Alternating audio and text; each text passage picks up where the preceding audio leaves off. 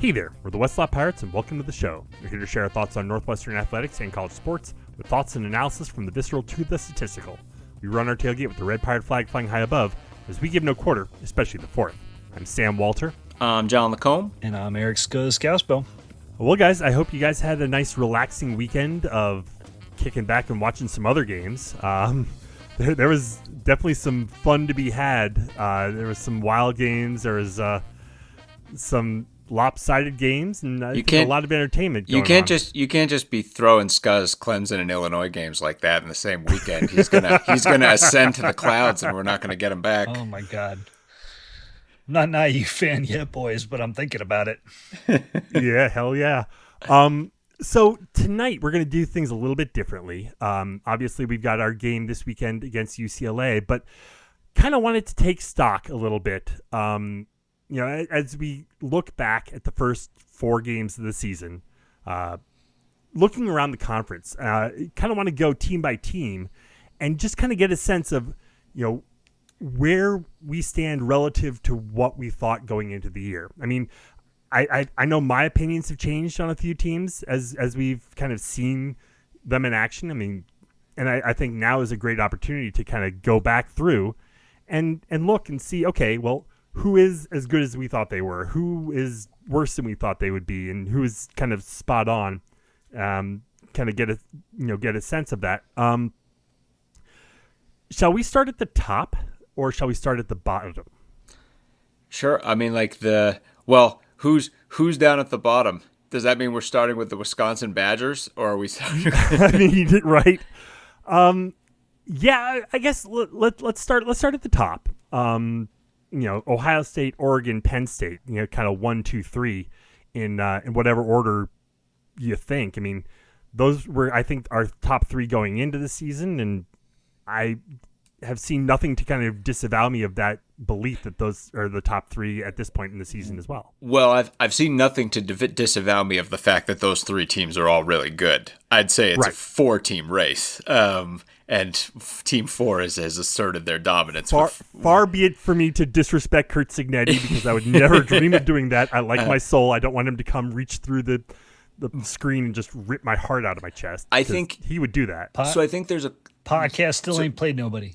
Yeah, right. I mean, I think there's a couple pieces, right? So one, I think every there's not a good team in the country that doesn't want a piece of Texas right now. I think it's pretty clear that Texas is kind of a mess and that this Arch Manning thing is not sorted out.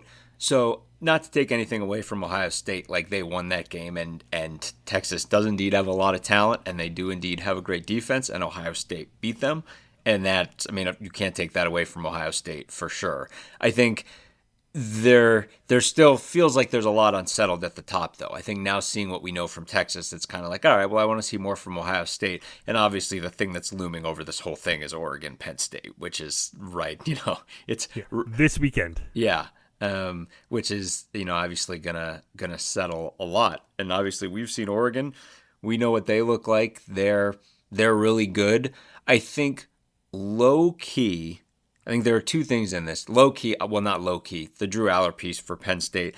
And then kind of low key, the Oregon run defense. And that's not to throw short shrift at what we did, but I think probably Penn State's going to be able to run the ball on Oregon. And that's going to be an interesting thing to play out. But in a larger sense, I mean, those 3 teams all look awesome.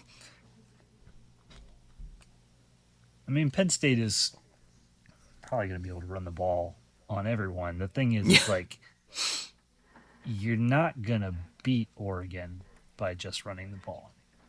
No, you can't. And that's about, I mean, that's what Oregon has been for years, because they don't do the thing that Penn State and Ohio State and Michigan do when they get, when they get up in their feelings and feel like they've got a game socked away. They don't go to that like turtle shell run and defense and we'll be fine kind of approach.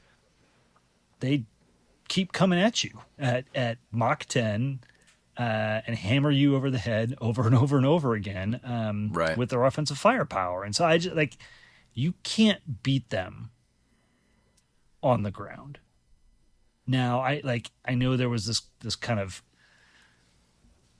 comment from the booth during our game around like their safeties weren't rolling up, because they take pride in being Oregon. Yes, we can stop the run, pressure with 4, etc. But like that's not how it's going to be against Penn State. It's not how it's going to be against Penn State. They're going to get a little more exotic. But the other thing is like their offense puts pressure and dictates terms in that at a certain point you have to throw to be able to keep up.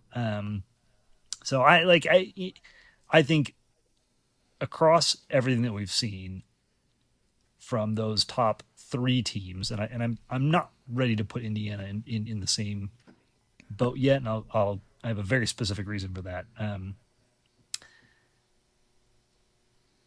Oregon looks the most complete. They're the most complete on paper. They're the most complete in terms of their performance now that we've seen Dante Moore live, and he's spectacular.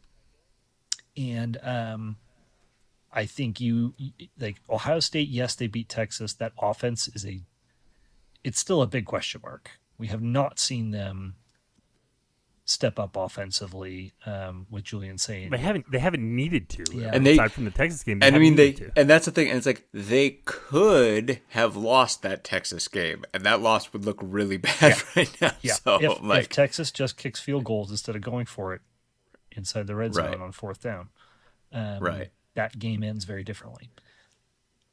Now, they're a fully armed battle station for sure.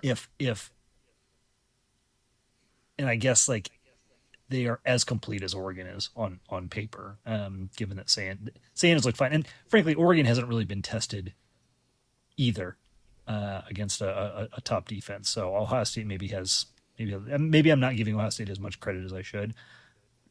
Penn State, like we talked about this last week on the pod, the Penn State fans are freaking out. Right. And that's the thing is Aller, like, for all this talk about like, oh, well, like everything Penn State has and it's going to be the whiteout and et cetera, it's like Drew Aller doesn't have one game on its resume where it's like Drew Aller went head to head with Dante Moore and he outdueled him. And it's like that game doesn't exist. So like, I'm not saying you can't do it, but this will be the first one. So that's the thing, the sort of Damocles hanging over Penn State until they deal with it.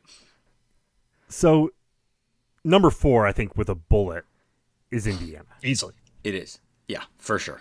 Like, I mean, they picked up where they left off last season and, maybe have even taken it to the next level. Fernando Mendoza's a stud. I mean, that kid, man, holy shit. He is. I mean, it's just like, but you look around and it's like they have all these guys. Like they have, like, he's got a big time running back. He's got guys to throw to. He's got massive support from his defense. They have an awesome defensive line. With who was it, Coogan at center from Notre Dame, just manhandling guys, and it's like that team's loaded, and they're coached by Cignetti. They're loaded, but so much of this, like the world has rediscovered Indiana in the last 5 days. And shame on the world for like forgetting about Indiana coming off of last year. And John, you made some really good points online, et cetera, over the weekend about like, are we surprised that Indiana's defense is really good? They brought back all this firepower, et cetera, et cetera, et cetera. Agree. That defense could not hold down the likes of Notre Dame, Ohio State, and I think they played Penn State last year too. Maybe I'm wrong about that. I don't know if they did. Maybe. Well, either way, Indiana yeah. Indiana faltered in every big game they had last year.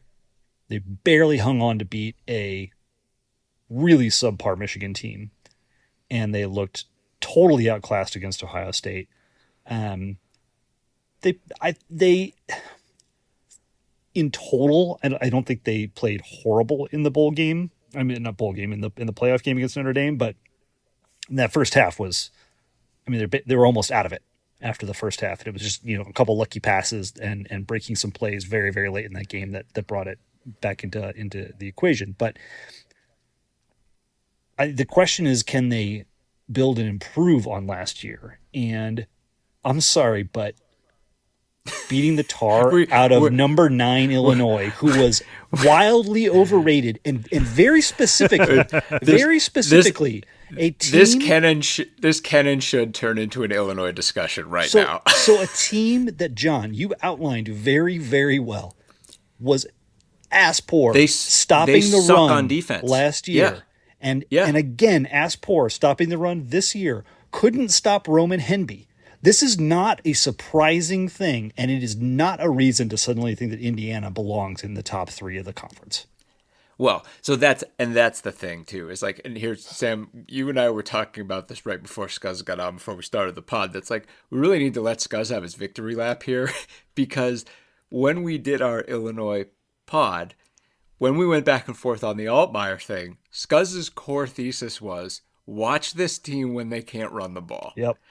And Illinois just imploded. Well, I mean, Yeah, so when I will say, Scuzz, I want to step back and just kind of let you have, like, when you were sitting there watching that game, what are you feeling? How are you feeling? Oh, I was pretty stoked. As you guys know, I love to be right, which is a personal, like, my toxic trait, right? But no, like, I mean, even just like when I was going back and digging in on that team, like, it was so clear that Altmaier he's a play action QB. Like, he does not have the arm talent to pick apart a really good defense on his own. He needs, and this is kind of a dumb thing to say, because outside of like the 5 best quarterbacks in college football, this is pretty much true about every offense. But I think Illinois was particularly reliant on the running game last year to unlock the other parts of their offense. And I think what was surprising is that we know that they have a good O-line. And the fact that Indiana was able to stop their run was not a surprise. What was a surprise is how effectively Indiana got after the passer, in addition to shutting down the run. And Illinois had absolutely nothing that they could do, and no response. And they sack him like 10 times. It was crazy. I mean, this was like Oregon against UCLA last season. And some, of course, when things start to go downhill and there's not much you can do to recover from it, it's really hard in that moment to do anything different. At a certain point, like, the Indiana players just knew. They just had that complete mental domination of the game as well. But I mean, like, it doesn't change the fact that Altmaier's, he is a decent QB. He's not going to win games for them on his own. He has to have that other piece of the offense functioning to work. Whereas if Oregon is struggling to run the ball, Dante Moore and those receivers can open things up. Or if Indiana is struggling to run the ball, Mendoza and those receivers can open things up. That's the difference. Illinois cannot do the latter to open up the former.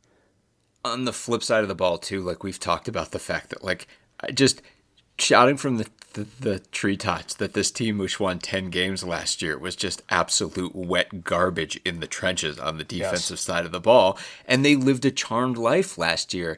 And then this game's the example of what happens when the opposite happens, because first of all, Indiana just bludgeoned them, just obliterated them at the line of scrimmage, which is what they should do. Indiana enjoys a massive physical advantage, offensive line to Illinois' defensive line. But this time the luck ran out, and Illinois got to have some bad luck instead of some fantastic luck, which was they had injuries in the secondary. Yeah. And it became very obvious that they have no depth in the secondary whatsoever. And their backup corners were just lost. There were a couple of plays where you're like, are you covering a guy? Like, there was one play where it was like Indiana was at like the 10, and the corner is just like wide, like isolated on his man on the outside and just giving like 10 to 15 yards. And then the corners, the wide receiver's like, well, I guess I'm just going to the corner then. And then it was just like, there were a couple plays like that where you're just like, they can't cover receivers and they can't stop the run. There's literally nothing they can do to stop Indiana. Indiana can do absolutely whatever they want. Yeah. So again, it's like, it's not saying this is like Illinois is still going to be able to run the ball against a bunch of teams, but they don't have a good defense, and at least in this game, luck wasn't with them, Yeah. and that's the thing. If you're a Northwestern fan, you certainly felt better about our game coming out of Oh this. man, for sure. Well, I think it's important to say, like, Illinois. This does not mean Illinois is a total garbage team. No, and because of which hurts to say, but and because of those injuries, gotta give credit where credit is due. Yeah, true. And because of those injuries, I don't believe Indiana is 50 points better than Illinois either. Now this is this game was very, very much like a game I watched closely on Sunday between the Minnesota Vikings and the Cincinnati Bengals, where a couple things go wrong early with turnovers. Illinois had that punt get blocked for a touchdown, etc. The Vikings had a pick six and a scoop and score, and all of a sudden the game is totally out of control, and like it goes off the rails. The Minnesota Vikings are not 40 points better than the Bengals, and Indiana's not 50 points better than Illinois. Illinois sure as shit isn't a top 10 team. And based on the defense and an over-reliance on the run game, like, we all should have known that well before Saturday. But it doesn't.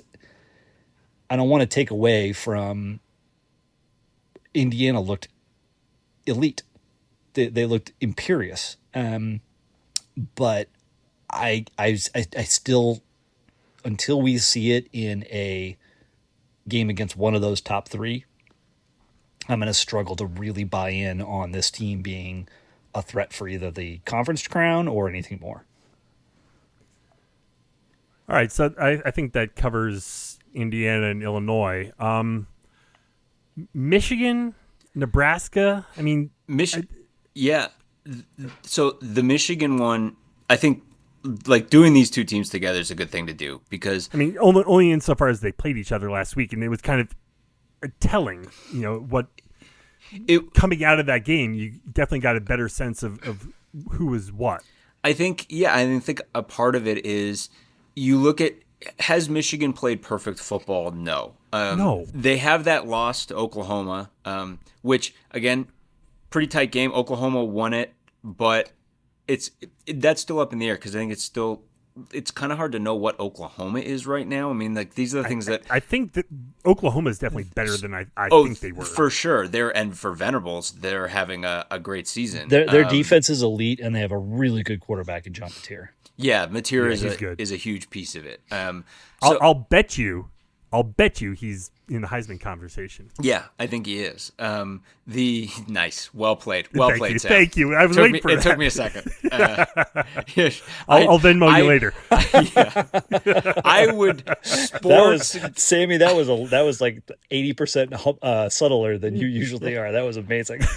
Sam, I would sports gamble you that John Mateer is a Heisman. But anyway, Michigan, I think they, like, between that game and then the Nebraska game, on one hand, you're like, they're certainly not playing perfect football, but they do have that piece where it's like, at the end of that game, Nebraska was mainly in the game because of the Hail Mary at halftime. But then there was the drive. I saw a Hail Mary at Nebraska, and I immediately had PTSD. I know. We all got we were all rocking back and forth on that one.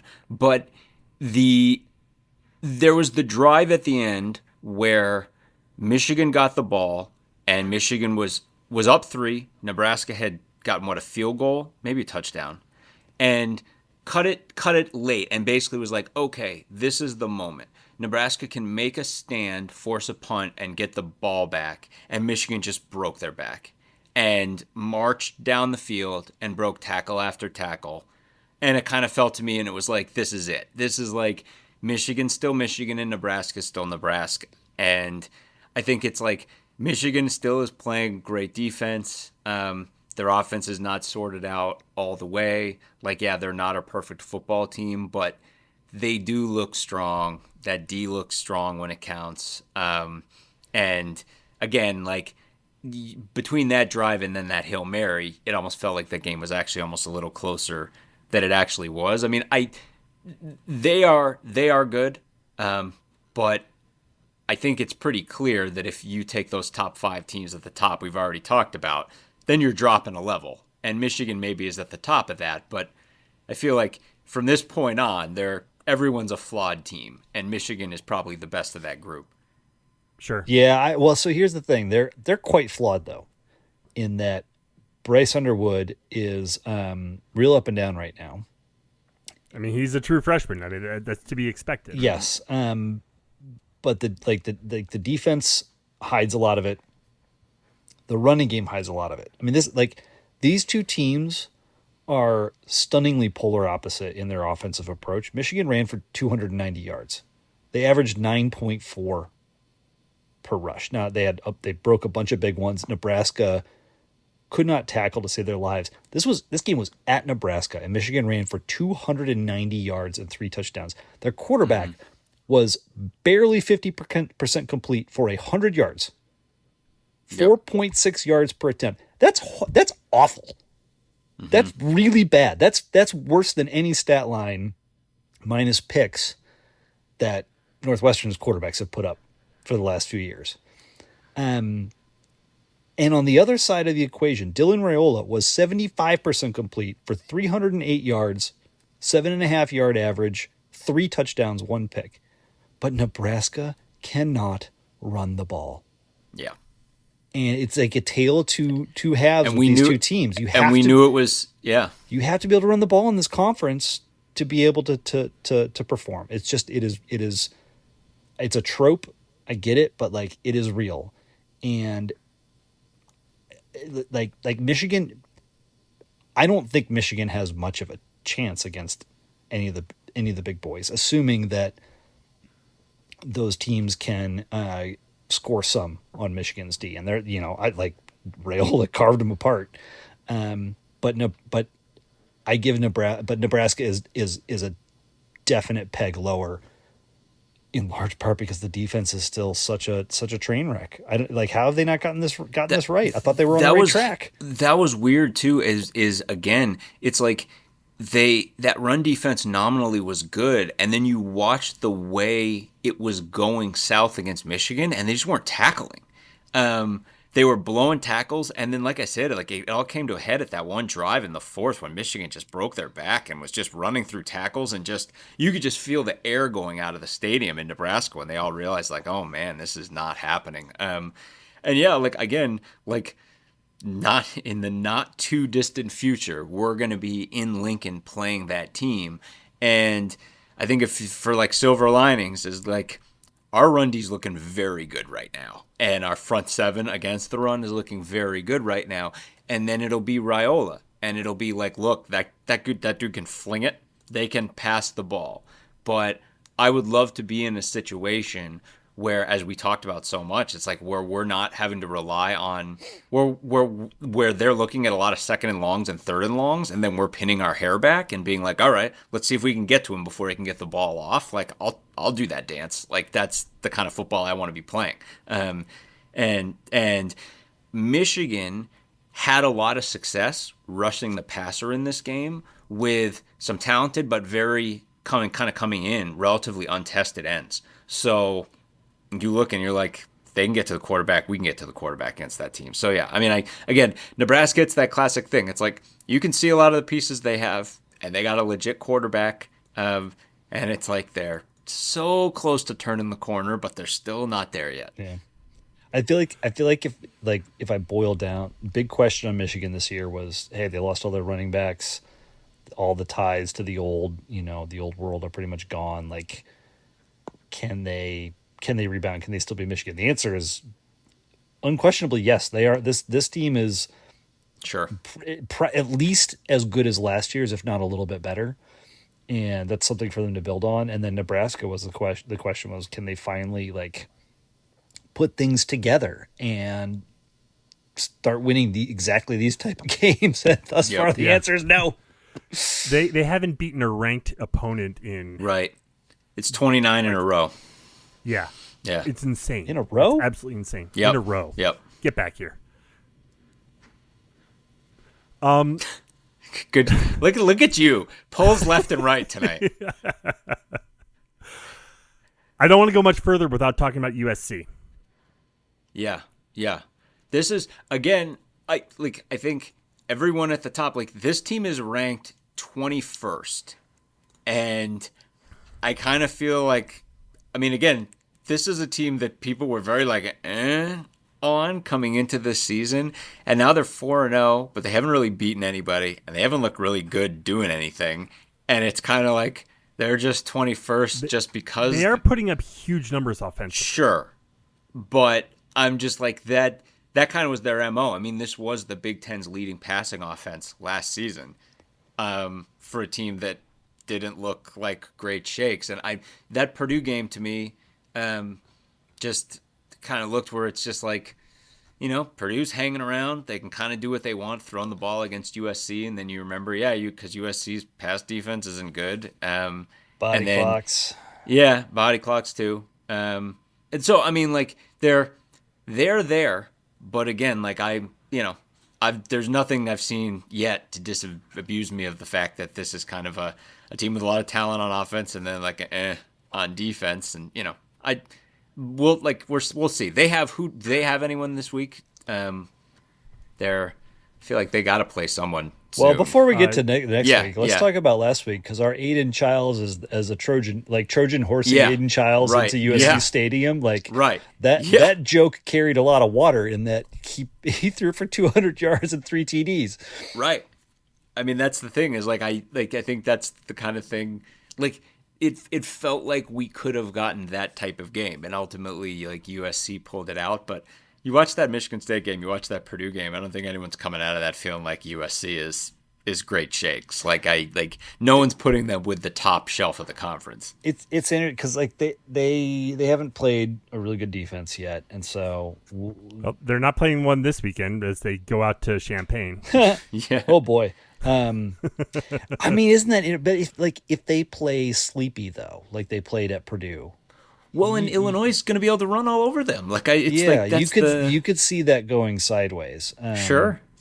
Because if big noon Saturday is in Champaign this week. Because if Illinois can run the ball, then they can pass the ball too, and that's going to put a lot of pressure on USC. And I think like Maeva has looked really good thus far, and he may have really, really bought in and adapted to Lincoln Riley's system in ways that he didn't when he kind of was the emergency release valve at the end of last season.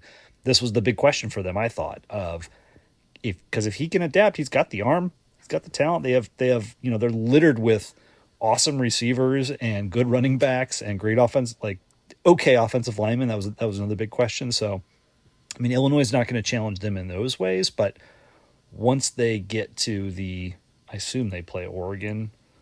End of the year. Yeah, so after Illinois, they're in Eugene. Michigan's defense in 2 weeks is going to be a very interesting test for them, and then they go to Notre Dame, then Iowa, Oregon toward the end of the season, us and Nebraska. So they could come out. It is I think before the season, we would have said there's no way USC is undefeated going into that Oregon game. But they could be undefeated going into that Oregon game. Let me see. I guess. I mean, like at Illinois, hosting Michigan, at Notre Dame, hosting at Nebraska, hosting us. Who definitely beats USC on those 5 games? Definitely? Nobody. No one definitely does. I don't know. I like all 3 of those teams over USC in all 3 of those games. But I mean, USC could win all of them. I mean, I don't think either one or the other is going to happen. I think USC's going to win something in there and lose something in there. Notre Dame has given up more explosive pass yards in the first 4 games this year than they have in the last 4 years. Maeva's going to have a field day. I was going to say, this isn't on our list, but I was looking at the Notre Dame schedule and being like, damn, they still have to play a lot of really good teams. Raiola threw for 300 yards on this Michigan team. Yeah. And Indiana just put up 63 on Illinois. I think USC runs the table. Now they play Iowa, but I don't know. It's possible. It's possible. Again, I'm like, USC has not looked like great shakes so far. Like, I mean, just like they ain't turned in an Indiana type performance. Let's put it that way. They'll probably screw one of these games up, most likely. Yeah. But it is, I would have thought it inconceivable for them to get to 10-0, and I think it is actually quite possible. So speaking of Iowa, kind of like Iowa, Maryland, Minnesota, Washington. to me, that seems sort of the next kind of chunk. I think you have to put No? Iowa slightly ahead of the rest of that crop. Only because they keep pulling the horseshoe out of their butt. This is Yeah. this is what I was gonna say. Is like in our Iowa preview, we're like this team's gonna win 8 or 9 because they always win 8 or 9 friggin' games, and that's the same. I'm like, this Iowa team is not good. Like I don't like they're 3-1. They've looked atrocious at times this season, and of course Gronowski's a mess. But it's to the point where Gronowski threw for like $1-0 this past week. He rushed for 55, but he had three touchdowns. But he had 3 touchdowns running the ball, and that was enough to like put everybody over the moon. And it's like, I don't think this guy's thrown for 200 yards yet this season, and he's thrown for like over 100 like one time. Like they still have big problems, and this defense is not the glory Iowa defenses. They have an awesome D line, and then the bottom falls out. Ethan Kaliak-Manis threw for 330 yards against this defense this last weekend. And that's the thing is like that's the thing is like somehow they find ways to win these games. I mean, if you look at the stats and you look at that game against Rutgers, you're like, how did they win this game? And it's like, I don't know, because Iowa just figures this crap out. But I think Indiana is going to absolutely curb stomp them this weekend. I hard agree. Yeah. So Minnesota, Maryland, Washington. Do you like kind of them as the next? I like. Well, you go ahead, John. It's a fascinating, diverse group. I'll take Minnesota first. That Cal. Are you saying you would put Minnesota above the other two? Good question. That is a good question. I'm open to putting Michigan State in that conversation too. I'll say this: is Darius Taylor healthy? Then yes. Yeah, fair. Because of those teams, Minnesota's light years the best defensive team in that group. Although, again, their weak link is that their pass defense they don't cover as well as they did last year, and you can throw on them, and if you are so inclined, you can't run on them. That's where they make their hay. But that Cal game was basically like, if Taylor's out and you can throw the ball, boom, there it is. And that's kind of like the thing. And obviously, like, if you're a Northwestern fan and you're thinking ahead to Wrigley, you're like, well, we don't have the hot quarterback part of that piece figured out at all. And Minnesota's run defense matches up perfectly with our ability to run the ball. But on the other side, it's like Darius Taylor, the way things are going right now, and this is a guy with an injury history, like it's a long road to the end of the season for that guy right now. And that's the thing. I think like a good run defense against that team, particularly if they don't have Taylor, can grind them down into the muck. But again, like they still have him if he's healthy, and their D-line is just sick. It's as good a run D-line as there is in the conference. You say they're not so good at covering the pass. It is really too bad that Minnesota and Maryland don't play, because I am all aboard the Malik Washington train. He looks good. It's fascinating. They can't run the ball either, and yet. I mean, again, this is putting the cart way before the horse, but there is a little bit of Chris Collins smoke here in terms of like a guy like Loxley has pulled his hand out of the fire, like it was on the knife edge. Well, he was done. And that's the thing is like obviously like putting the cart before the horse, because like Loxley would have to be absolutely out of his mind for the next 3 years to equal what Collins put together after he was retained. Obviously, the literally greatest run of basketball in Northwestern history, which is ongoing right now.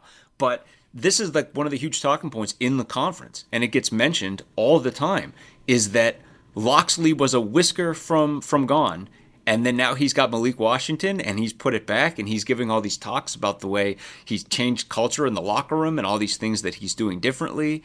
And I mean, they're playing different football right now. Like they are an inspired football team for sure. I mean, this team lost 7 of their last 8, and they look hot. 4-0.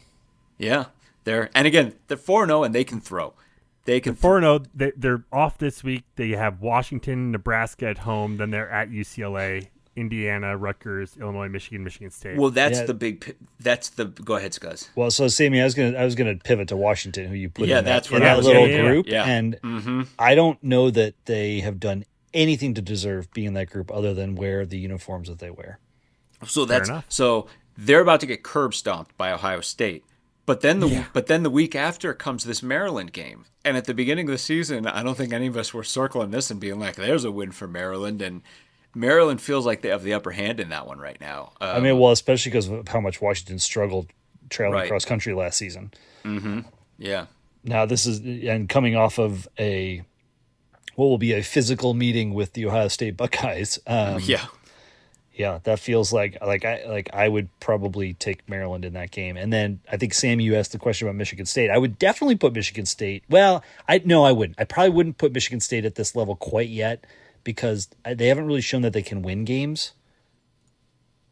Like Childs looks good. And they've got some stuff around. Well, I guess they beat BC, but I mean that was an OT by 2. I have to think. Here's their defense is just so bad. Here's a question.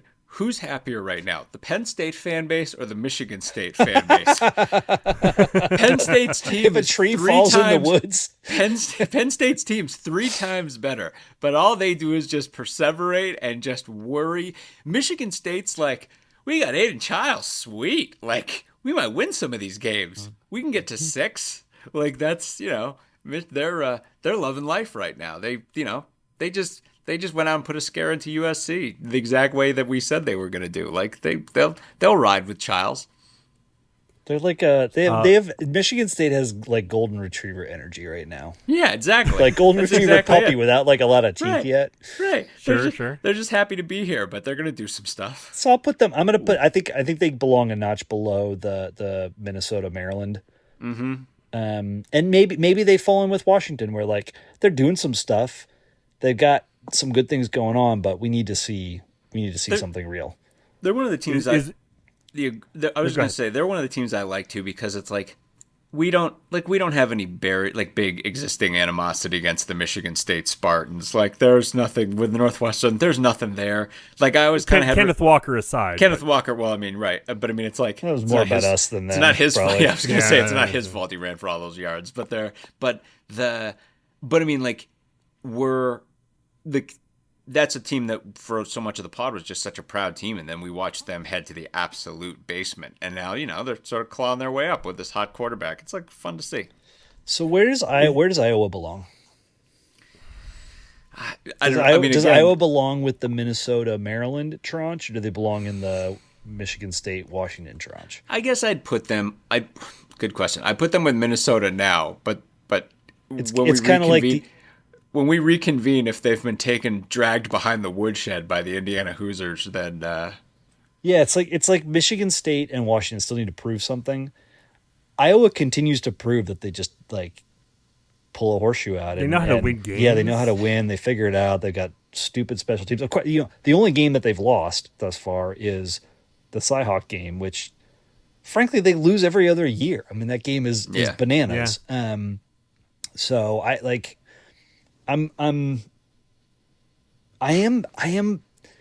find myself, because I watched a good part of that of their game Friday night, and I find myself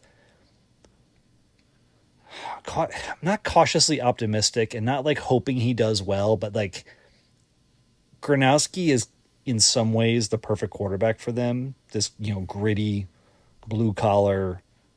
I mean, it's clear that dude is going to put his body on the line the rest of this year. And when you think about past Iowa quarterbacks like Petras and for the Michigan transfer who really struggled, and just like as long as he stays healthy, he has a chance to be kind of like an Iowa folk hero in some ways. I mean, they're not going to go 12-0, but this is literally what happened with Brennan Sullivan until he got hurt, and it's kind of like the same road. So I in that vein, I do think they belong, up on that Minnesota. It was funny. I was joking during that Rutgers game, like when Rutgers went up, I think by like 2 scores at one point. I was digging around online because Kirk Shiraka is the OC at Rutgers, famously was at Minnesota during the height of Minnesota's offense, never beat Iowa while he was there.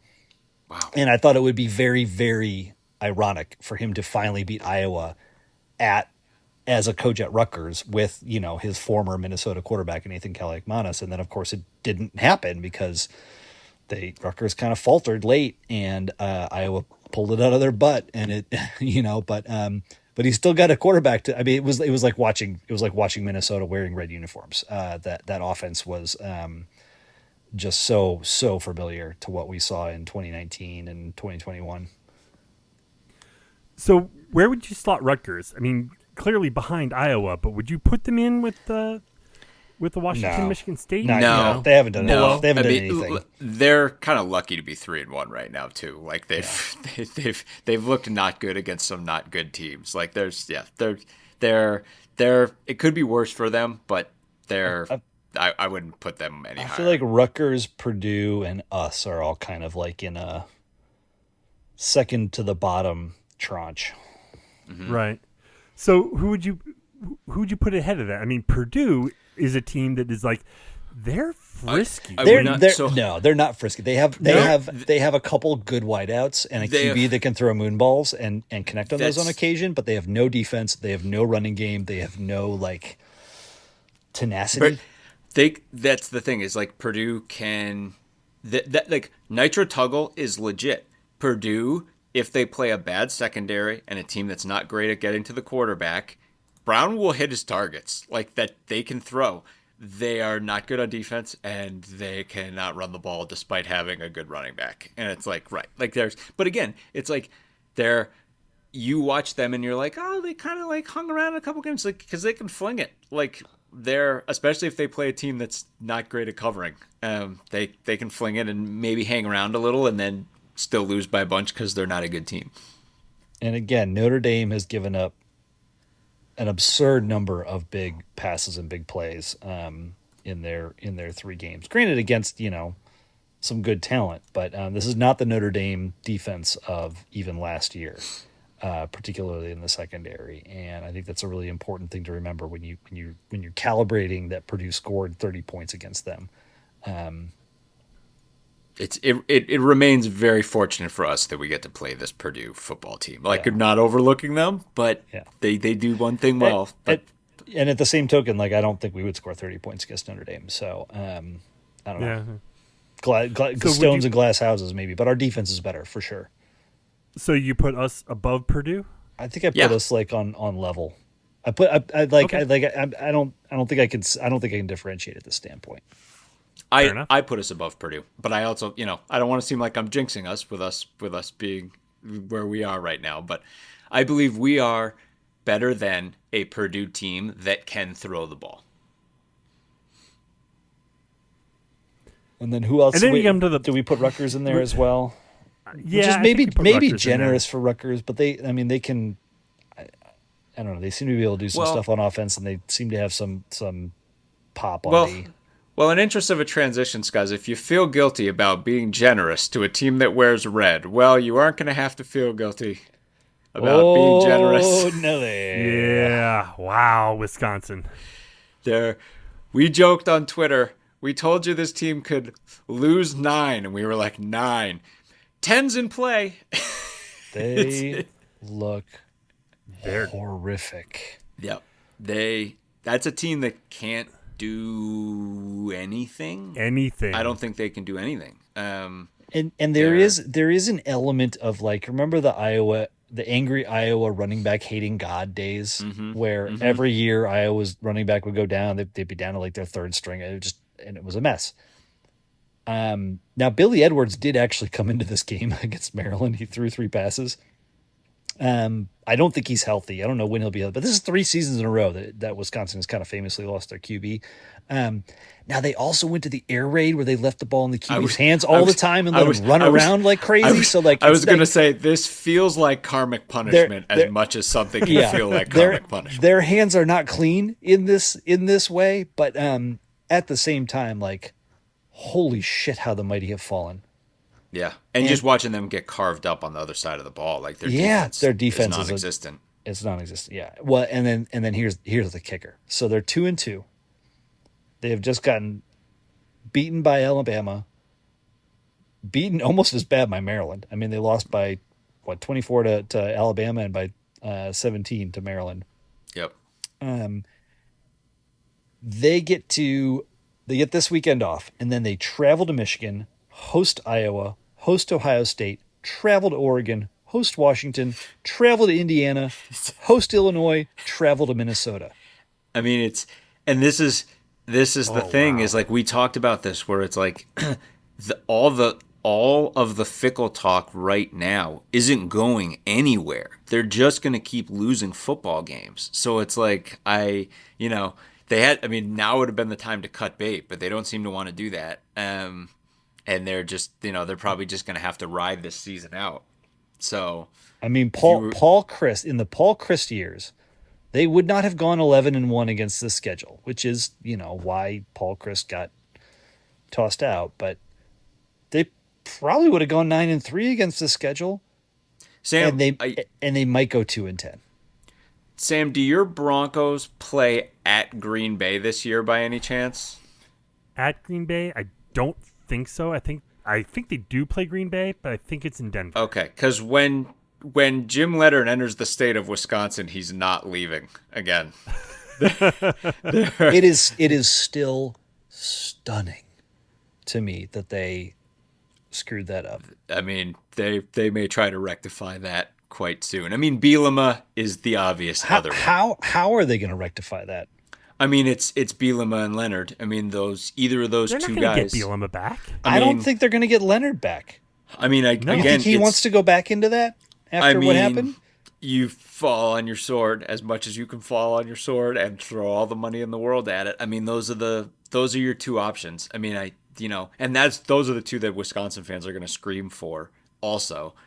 Because every Wisconsin fan is going to be like, put it back the way it was.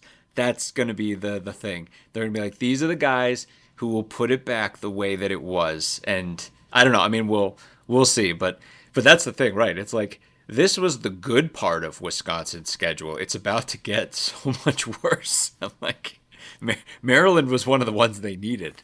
It only goes downhill from here. I wish we got them this year, but with Purdue and UCLA, we can't complain. If you or a loved one is seriously injured by someone else's negligence, hire Kent Simpson of the Simpson Law Group. After over a decade prosecuting murder cases in Chicago, Simpson opened his own firm focused on wrongful death and personal injury cases. He specializes in car, truck, motorcycle, boat, and other transportation accidents, as well as construction accidents, medical negligence, slip and falls, product liability, and more.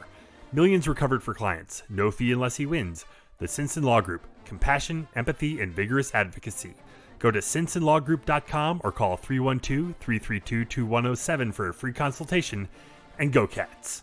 So, speaking of UCLA, I mean, good Lord. We talked about it, last week. We've talked about it leading up to it. You make a coaching change this early in the season, and it actually, and David Braun talked about it in his press conference today. It's kind of a fascinating situation because, like, all of a sudden, any tape that you had on them, you don't really know what to make of it because you don't know what kind of changes they're going to make or even can make. So, I mean, to call UCLA's season a disaster would be generous. I mean, it's just been beyond a disaster. It's been as bad as you can be. Yeah. They're like, it's wild to kind of talk to because it's like we've been talking about UCLA and watching them in the whole run up to finally playing them. And now as you finally like look at the tape and actually look at them, it's like, obviously there's that drawback part because you're actually looking and you're actually seeing things that they do well and being like, all right, well now we have to like legitimately respect like the things that they do well. Then there's the other piece where you're like, this team is not the dumpster fire that they are for no reason. There are things they are horrifically bad at. And there is this chaotic thing. I mean, like we were talking about this where I think, Scuzz, you were saying it's like one of the great worries is like this team jettisoned their head coach. They jettisoned their defensive coordinator. They're kind of bringing in like a new DC on the fly. They've got Tim Skipper, who was the special assistant to the head coach, taking over, rah-rah guy. And you worry that there's like some sort of bizarre alchemy in there of the team with like, doing the desperate resuscitation, like rubbing the paddles and shocking the system. And then we get them when they can somehow conjure something. It just seems like the sort of thing that would happen to us, doesn't it?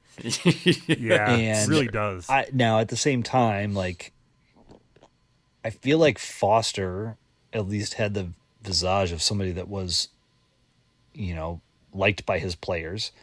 And maybe this has more of a Mel Tucker feel to it than a Ewing theory feel to it, where Mel Tucker being fired about the same time, September 27th, 2 years ago, and the Michigan Was it State really that early? Yeah, and the Michigan State team just quit. They just there was other stuff surrounding. It felt like the athletic department had like tried to find a way to get rid of him where they didn't have to pay his buyout and stuff. It didn't feel great. So this one was just straight up, y'all fucking suck. Yeah. He was there. I think so. In the interest of, I guess, kind of starting with, aside from this culture piece that like Scuzz was saying, where it's like you worry that it's like we would be the team who caught the team who like kumbaya the week after the coach was gone and somehow put it together. So they're in why is the coach never fired the week after we play? I feel like I'm channeling Jay Sharman right now. I feel like I've heard him say that 1,000 times. Like the big injury or the coach firing, it always happens like the week after we play the team. Right. I would say when we were looking at the tape of watching UCLA's 3 games, the much more concrete worry is Nico Iamaleava. And it's so funny because obviously, because of everything he did to precipitate his move to UCLA, this guy has been getting mercilessly dragged this entire UCLA season. I can't stress enough, though, for any of you who haven't watched UCLA, he is all they have. He's the dude. He's legit. He's big, fast, and strong. He throws a pretty good ball. He's quite good, and he's very good at the RPO, and very good at that Duke-style RPO that has been maddening for us in all the recent history that we have played the Blue Devils. You're very familiar with it. That brutal RPO quick slant that has killed us. He's awesome at that, and that's the thing. Now, again, I don't know where the hell this team would be if he hadn't dropped into their lap. He is what they have. But if you watch him, he's only been sacked 6 times on the season. If you watch the tape, that's because he gets out of stuff. He's a great athlete. He's tough to bring down. He will get out of the pocket on the RPO. He loves to keep it and go to the boundary. And when he does, he runs fast and with power. If a corner meets him out there, he's going to pick up an extra couple of yards running through contact. That's what he is. That's what he's good at. And the Braun's press conference today, Josh Fussell sounds very questionable to play this week. Very much do not be surprised if he doesn't play. If he doesn't play, we talked about this when we reviewed the Oregon game. Oregon, they were finding open spaces in the pass game when we couldn't get to the quarterback. Part of the reason we couldn't get to the quarterbacks is because Moore and Oregon's offensive line were awesome. But nonetheless, there were holes out there. UCLA's got a guy named Mikey Matthews who's super fast and super dangerous. And if Fussell doesn't play, you can kind of almost see Tim McGarrigle's thought process in his head, which is like, well, assuming that our defense looks as good as they've been looking in the front 7, the one thing I don't want is that guy getting over the top and scoring cheap points. So if Fussell's out, we're probably going to give those guys some space, and there's probably going to be some gnashing of teeth when we watch them throw RPO quick slant, and they start grabbing 6-7 yards. That's the primary worry here. That's if you're looking and you're like, all right, well, what could go wrong here? That's the big thing. Is like Iamaleava's good at running RPO. They've got a pretty good dynamic receiver, and they can make that work. That's all you can see on the tape. That's it. there's a reason this team's a dumpster fire. It's because everything else other than that sucks for this football team. And again, I'm like not pulling punches, like giving it to you straight. Like there's a reason they're doing something that's relatively unprecedented. They're not super bad running the ball. Who's their running back? The fast one. Anthony Not Woods? Berger. Woods. He scares me a little bit too. Yeah. So they've got some pieces on offense, but the lines do not look good. Either one of them. Mav has been sacked 6 times. This is a guy who is, fleet of foot, right? And you can see he goes to the boundary because that's the only place he has to go. Yeah. Like Braden Bruss and his speed is going to be an absolute 100 critical piece this game. 100%. They need him watching. The way he played against Oregon. And I think I described it a bit in the last podcast around like he would read the play and then just attack. And if he can do that and not lose contains the wrong way to put it because his job is not contained. But if he can do that and not fall prey to like over pursuit and finish his tackles like the heat-seeking missile that he is, like that'll be huge. And then Robert Fitzgerald, one of the Big Ten's best flipping safeties, same thing. Yes. Like, track him down. Go get him. Yeah. Right. There's not going to be a lot of trash you're going to have to sort through. Our defensive line is going to control the line of scrimmage here. It's just don't, understand at the beginning of this game, probably especially, McGarrigle is probably going to take the temperature of this RPO. Yeah, he's going to sit back and let them do it. They're going to score on their first drive. Right, yeah. They're probably going to move the ball early on. On the defensive side of the ball, look, I don't want to jinx it or anything. I watched all 3. This defense is a dumpster fire. It's a dumpster fire. So let's hit this real quick. Where's their schedule? Who have they played? They've played UNLV. New Mexico.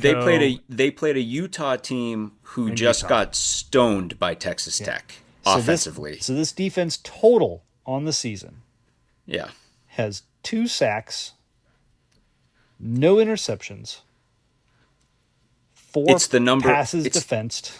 It's the 5th worst run defense in the nation. It's like 131st or something. This is brutal. They're horrific. So, and they've played bad offenses. They've played right. You can look. We put this up online. New Mexico. Now, granted, this is Michigan. Michigan's run defense is awesome. We talked about this, but Mexico rushed something like 28 times for 50 yards. They averaged 1.8 yards a carry running the ball against Michigan. They ran for 286 yards and 3 touchdowns against UCLA. The big reason for this, and UCLA doesn't do anything good. They don't do anything well on defense. But their defensive line, and understand, we were here, we mentioned the Kenneth Walker game. We were having a conversation with someone else for a different reason regarding the Kenneth Walker game on Twitter earlier this week. And it's like that era and how lost our defense was for big stretches there for any number of reasons. We were all there for that era.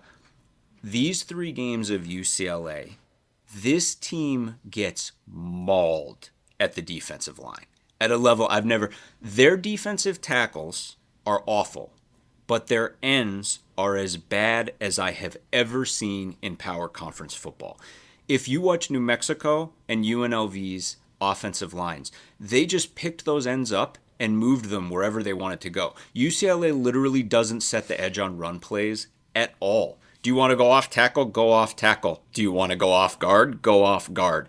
Their ends, Caleb Tiernan, who is going to be an NFL offensive lineman, is going to play several defensive ends who don't have business playing Power 5 football. And again, it's a weird kind of pressure to be putting on this team, and it's funny because you fold it into all the people being like, well, if Braun and Lujan lose this game, watch out. And it's like, well, you can choose to think that way, but you could say that about Western Illinois. Be like, well, boy, if they lose to Western Illinois, they're done. It's like, well, yeah, but that's not the right mentality to have here. I think the best way to sum this up, and it's something you said to us earlier in the week, John, when we were passing text, or maybe over the weekend when we were passing text back and forth, is that like this game is very much within Northwestern's control. Right. If we come out and are dropping the ball and forcing it into tight coverage and being sloppy and doing dumb things on offense, like committing penalties, etc., like, yeah, we're going to struggle to beat UCLA and maybe lose. If we don't do those things and we execute effectively and we play the way that we know this team can play, particularly the way they looked against Western Illinois and the way they looked in stretches against Oregon in between the mistakes, they can blow the doors off of UCLA. Right. That's the range here. We're not talking about like, ooh, we could lose bad. Like, this is either going to be a very close, ugly, sloppy game, or we're going to kick the shit out of them. Well, we've been talking about that this week relative to the line. It opened at 6.5. I think it's at 5.5 now, and there's this crazy duality here, which is at once that line looks extremely disrespectful to Northwestern, a team that has unequivocally looked much better in almost every area than the UCLA Bruins so far this season.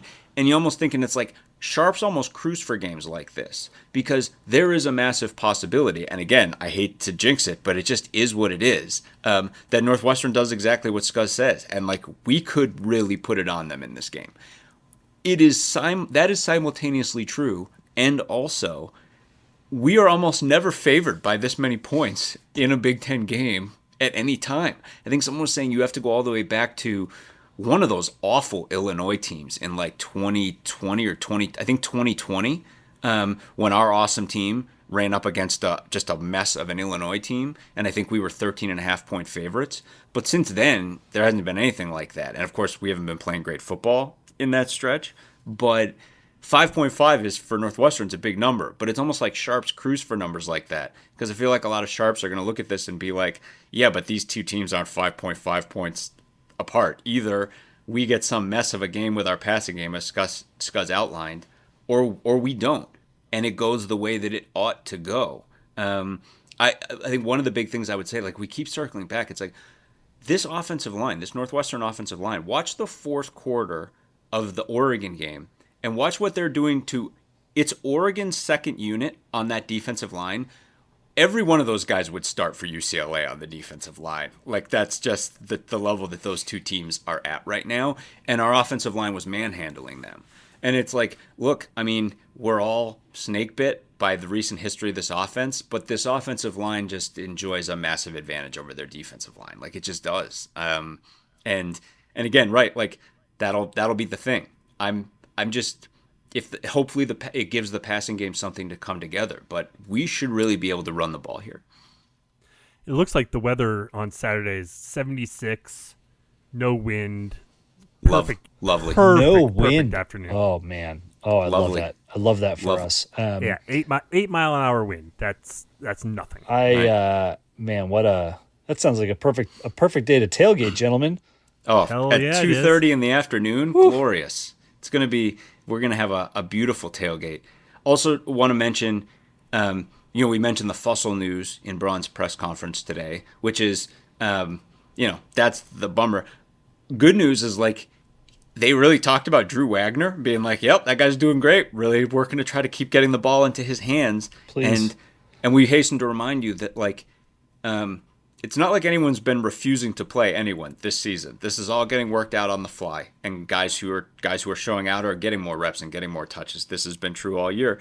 And again, it's like Northwestern is closer to having a solidified offensive rotation right now than they have been all year, and it's crashing right into this dumpster fire of a defense. So, knock wood, like, that should all break the right way for us on this gorgeous afternoon. Also, I just, now that there's been some space, looking back at the Oregon game, how do you feel about that? Now we're like a week and a half after the game. It feels better than obviously it sucks to lose, but it, kind of taking a step back, it's like, it didn't feel that bad to me in the moment.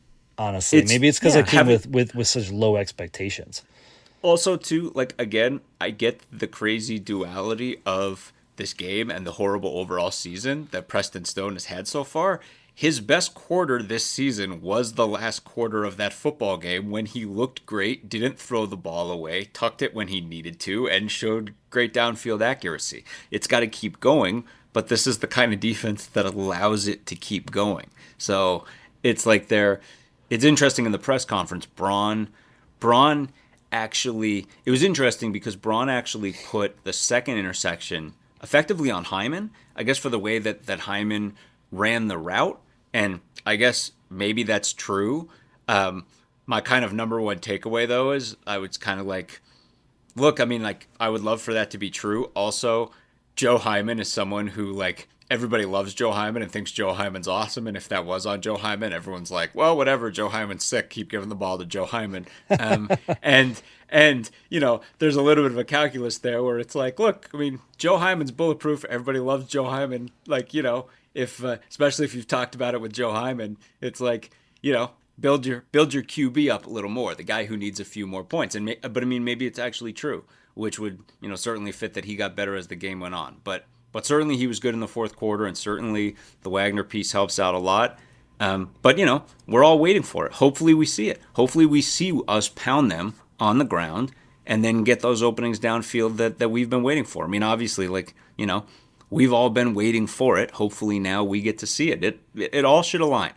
I'm worried about this RPO. I am worried about Nico and this RPO. Everything else, I think we just are clearly the better team based on all the tape and everything we've seen so far, and we should go out and show it. So let's take a look. I mean, we've kind of briefly mentioned some of the other games happening. You know, we talked about the other games that happened this past weekend. Let's look ahead at the matchups this week. We're fully into conference play now, so you know, fewer games to talk about. You know, there's only 6 games on the docket. Got some bye weeks. All the games are on Saturday. We don't have any Friday night lights, so that's fun. Nothing is like ridiculously late at night. You know, it's only the one kind of night game, but we'll start in the morning. 11 o'clock. Rutgers at Minnesota. Minnesota, a 5.5 point home favorite. This is a fascinating one. There's a couple of these this weekend where it's, you know, styles make fights, and Rutgers is probably going to be able to throw on Minnesota, and that makes it kind of interesting. I still think Minnesota's the better team here, but Rutgers, Kaliakmanis may be able to throw here, and depending on what Taylor's status is, yeah, I still like Minnesota in this one, but the styles make it interesting. It's Darius the return of Kaliakmanis, right? Yeah, Taylor healthy? Is Darius Taylor healthy? Yeah. ChatGPT says, no, Darius Taylor is not currently 100% healthy. Leg injury sustained in the previous game, described as not long-term by PJ Fleck. Hamstring injury. He's a history of hamstring injuries. Yeah, this is the thing. And we love Taylor. We've loved him ever since he showed up, but he's been hurt. Like, this isn't happening in a vacuum. Yeah, that's not. I mean, it's one thing if you're like, oh, my thigh hurts or my knee has a little bit of a tickle, but hamstring and high ankle sprain, those are the two biggies. Yeah. I don't know. Even without Taylor, this feels like a tall order for Rutgers to win on the road at Minnesota, but who knows? We were talking. Well, we'll talk when I know we're going to talk about IM a little bit, but it's like when we were talking about that class of teams in the middle, I'm always going to be biased towards teams that at least on one side of the ball are just absolutely dominant in the trenches, and that's Minnesota. Yeah, Kaliakmanis, or well, I mean not Kaliakmanis, Chiraka knows where all the bodies are buried, though. Mm-hmm. That's the X factor. If Taylor isn't in this game, and Chiraka can unlock that defense,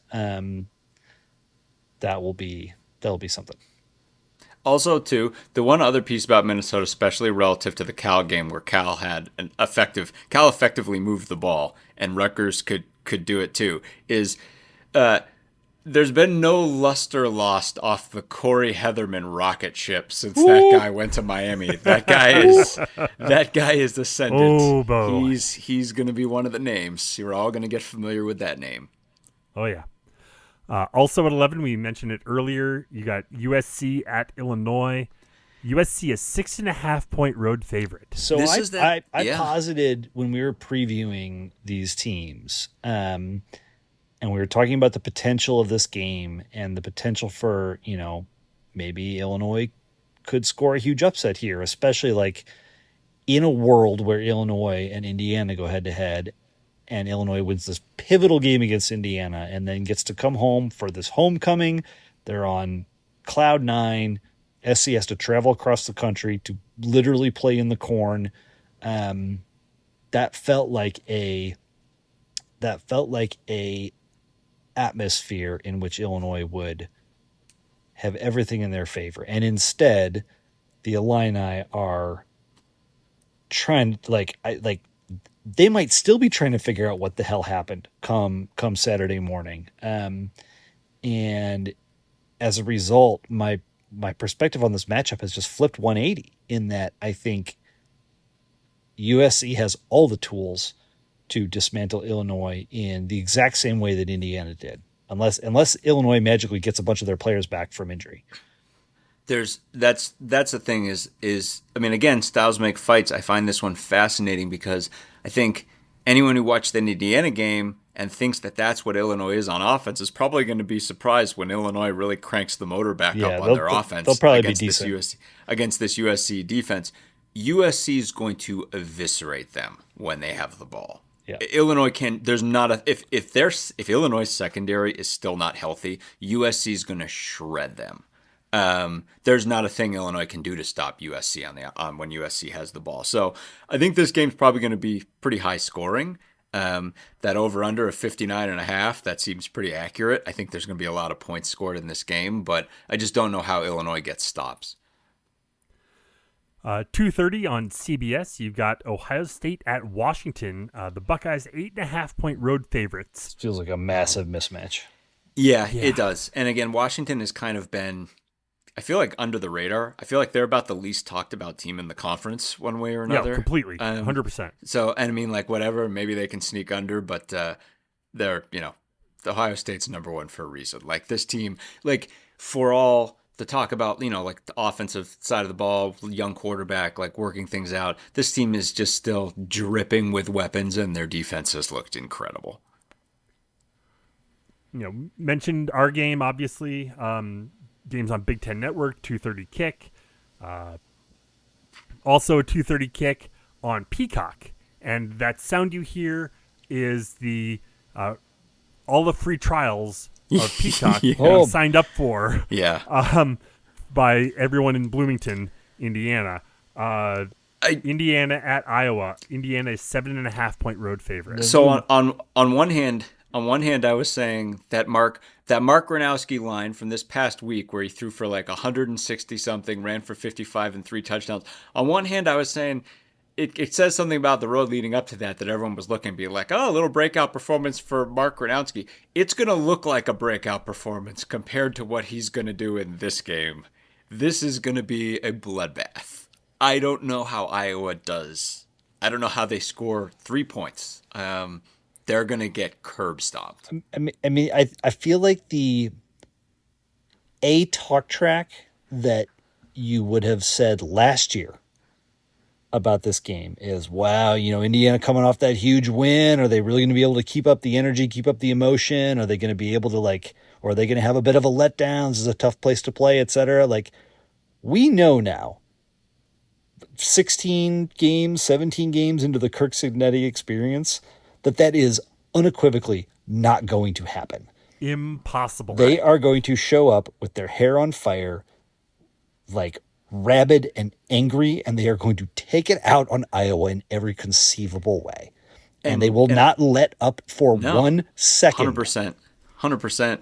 And the other thing, too, is by far, by light years, the best thing that Iowa has is their defensive line, and Indiana matches up great against it. Indiana's offensive line's great. Well, and very importantly, like, I had posited that I thought Indiana's offense might take a step back because they're going to have a drop off in running backs. And while I still think that is true, I don't think Roman Hemby can do what their running backs were able to do last year. The mobility of Mendoza relative to what they had with I'm blanking on his name, last year's QB from Ohio. Now I'm blanking on it too. Oh, and he was on the tip of my tongue. Let's just pause. We'll look it up. Hold on. Yep. Yeah, Indiana QB 2024. Curtis Rourke. Jesus Christ. Yeah. There it is.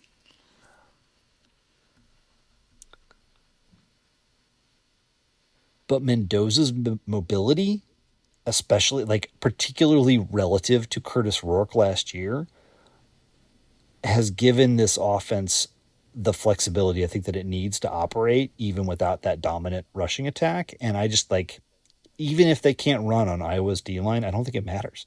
I think they can attack in a totally different mode. And again, just take them apart.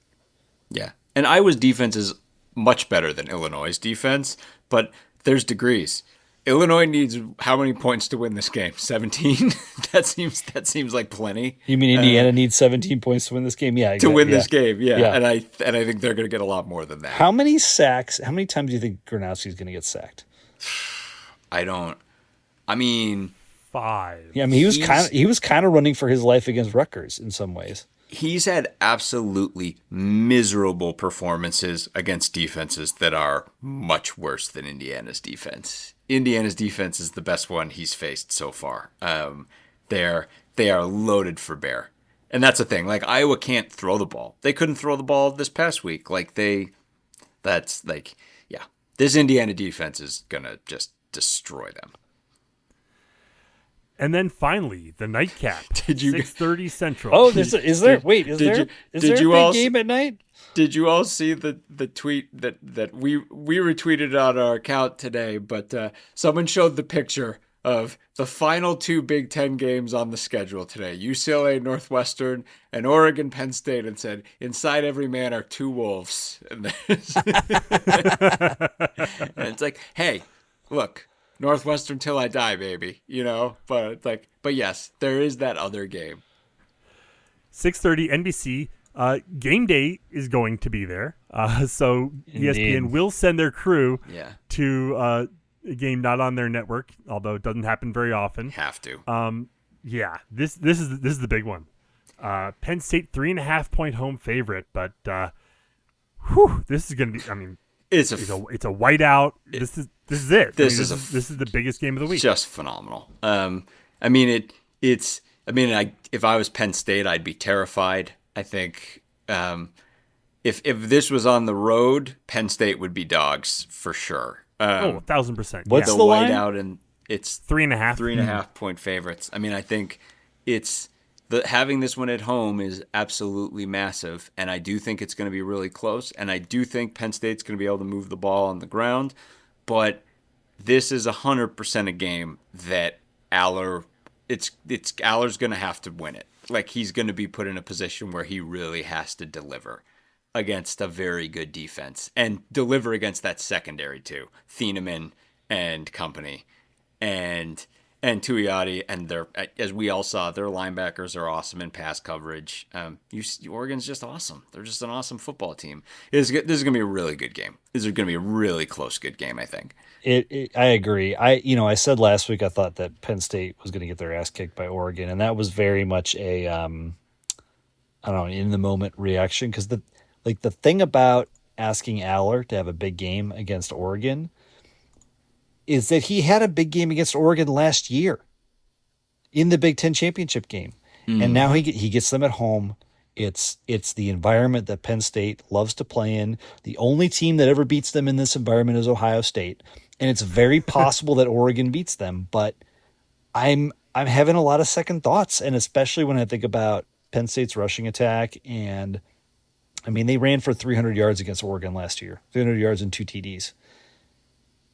They threw for another 226 and 3 TDs. And yeah, they don't have Tyler Warren, who was their leading receiver.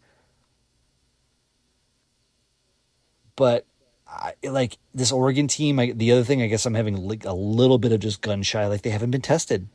Dante Moore has not really been pressured yet this year, and he looks impeccable when he's clean.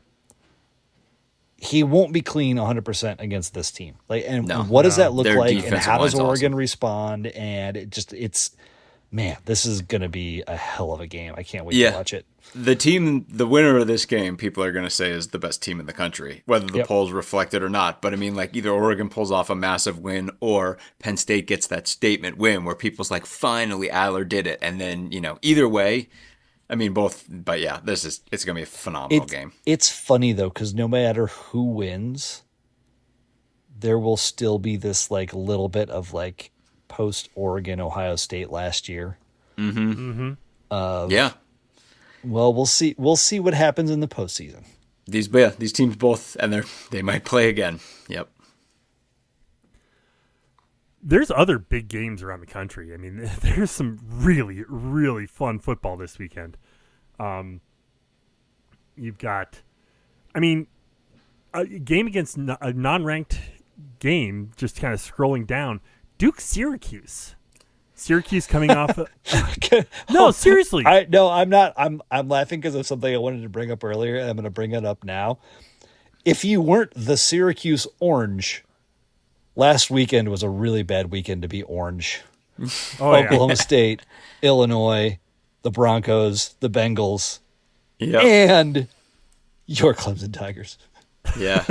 Is Clemson off this week? I think they are, aren't they? Like, I think they are. They get to lick their wounds literally for a week. But yeah, and Duke is, it's clear that Duke has Mensa and can really throw the ball, but aside from that, they just don't seem to have a lot of the pieces that past Duke teams had. Didn't Syracuse's quarterback get injured? He's out for the year, I think, and Jelly is out. Yeah. So that's problematic. I also I can't help, Steve Angeli, who was the darling of Notre Dame fandom as the backup to Riley Leonard the last couple of years, and very briefly played in I think the national championship game, or maybe it was the playoff game against Georgia, but leaves and immediately becomes a superstar at Syracuse, much like Kyle McCord. Yep. LSU Ole Miss.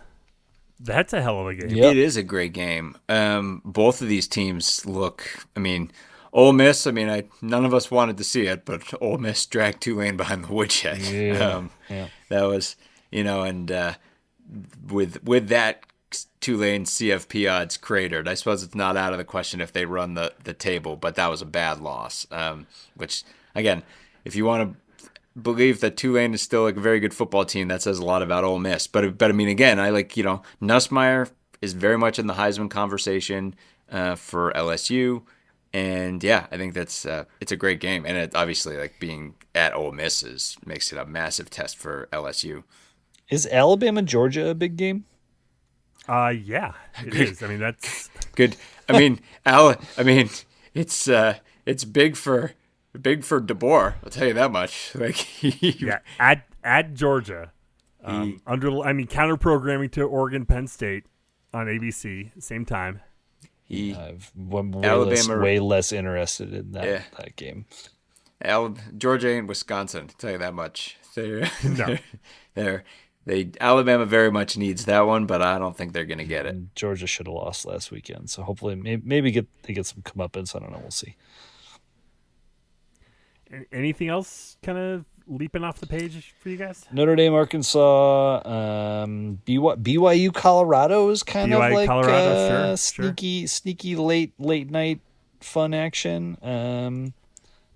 Boulder at night on a Saturday night. Gonna get a little wacky, a little wild. I'm going to throw out Florida State at Virginia. I was about to say this. This is a classic watch out game. This is a Friday night game, and Florida State.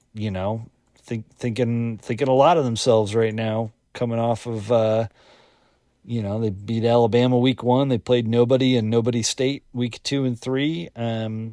Had a bye, I believe. Last week they played Kent State. And nobody's state. But at UVA's been solid. I don't know. We'll see. Yeah. They don't have Malik Washington anymore, but TCU Arizona State, that should be fun.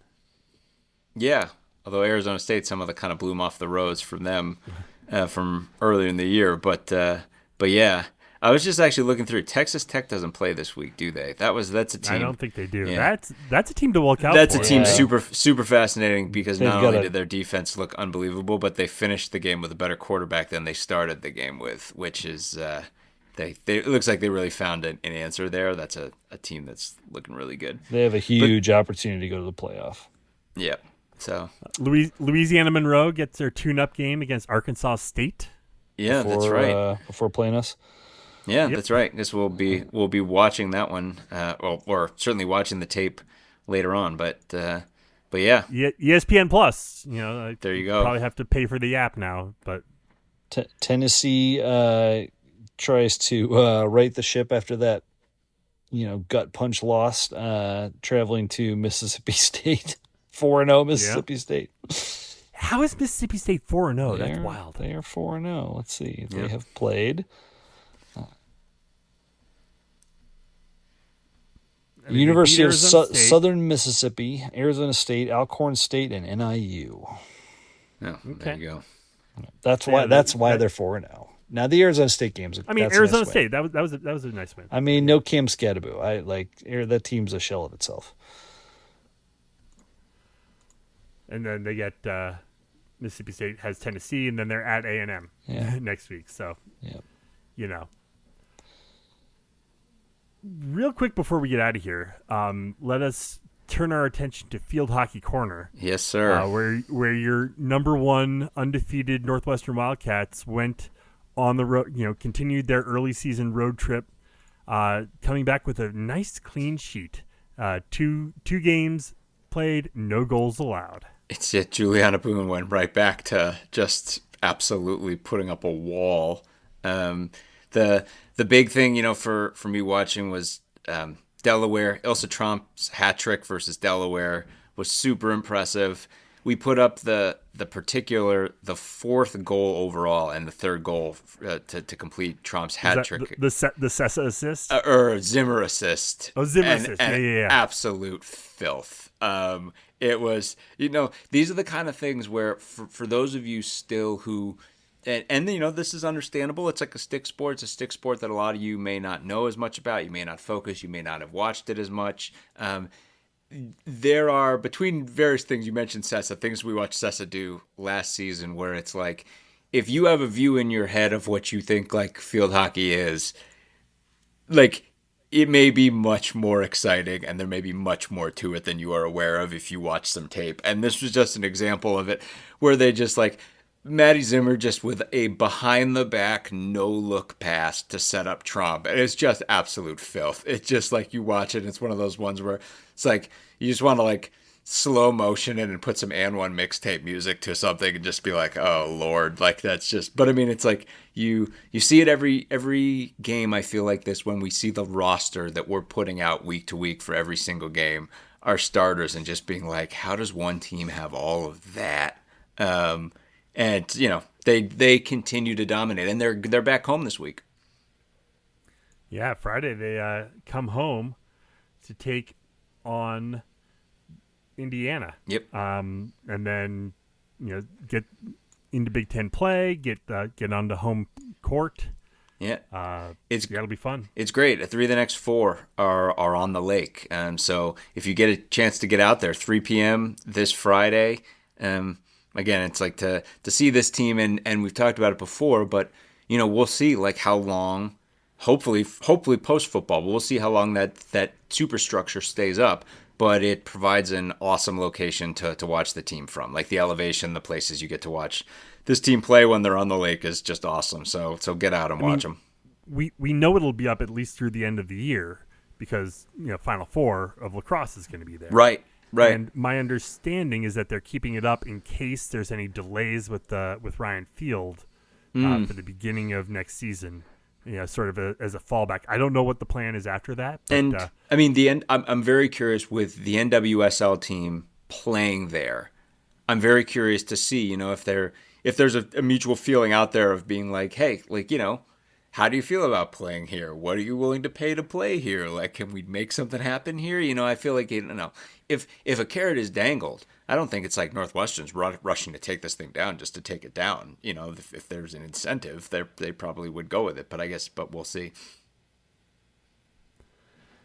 Anything else to mention before we get out of here tonight, guys? I'm just scuzz, man. This is going to be 3 straight with you, like 3 straight tailgates with the full Pirate Armada. I don't think I've been to 3 games in a year in a long time. So, this is pretty awesome. It's been a couple seasons with all with all of the temporary stadium, everything else.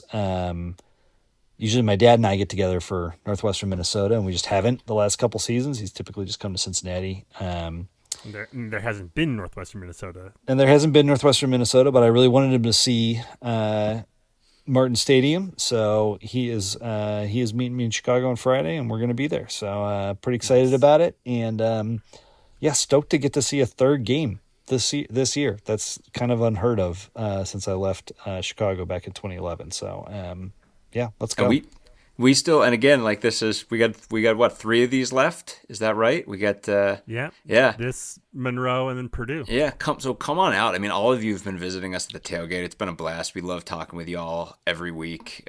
It's just been so much fun. If you've been doing it, keep coming out. We'll have great food.